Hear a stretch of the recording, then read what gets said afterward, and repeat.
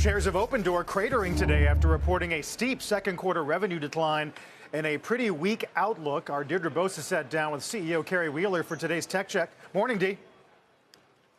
Good morning, Carl. Now, this was Carrie Wheeler's first broadcast interview since taking over Opendoor late last year, and it comes against the backdrop of that 20% drop today. So I asked her what the street got wrong about the outlook. I don't think they listened to us necessarily when we guided to the volume levels we'd be at for the back half of this year. And I think we got to zoom out, right? What is the problem that we are trying to solve? And just remember it, like, let's not lose the plot here. There is still a fundamental disconnect in what is going on for consumers in real estate. It is a $2 trillion market that is still 99% offline today. Right. We have enormous demand for our product. Customers come to us. We let them sell their home with simplicity and certainty and speed in a way that they can't get anywhere else.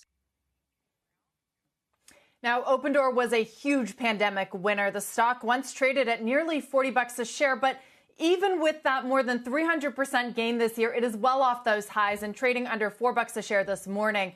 At the heart of that longer-term decline are questions about the iBuying model itself. It's one that lets homeowners sell their homes directly online, avoiding a lot of the paperwork and costs that traditionally characterize the industry. But over the last year or so, iBuying has become less online and less direct. Opendoor is increasingly relying on partnerships with agents, home builders, and websites like Zillow to get inventory. So I asked Wheeler if that defeats the original proposition.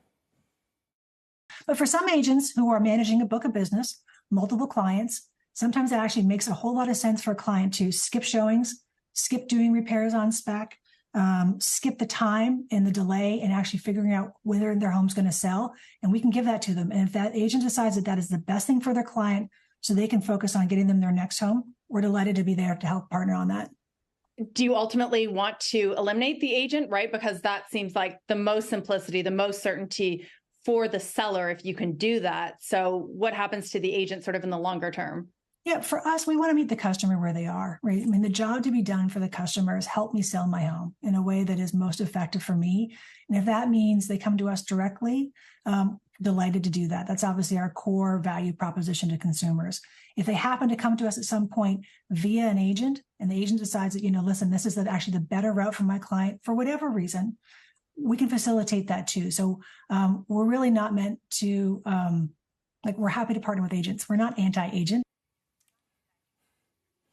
Finally, guys, Wheeler and Opendoor, they're going to lean into growth in the back half of the year. So they're aiming to increase their inventory of homes in a housing market where mortgages are largely locked in and supply is very tight. That could be an uphill battle, which may be reflected in that stock price today. Back over to you.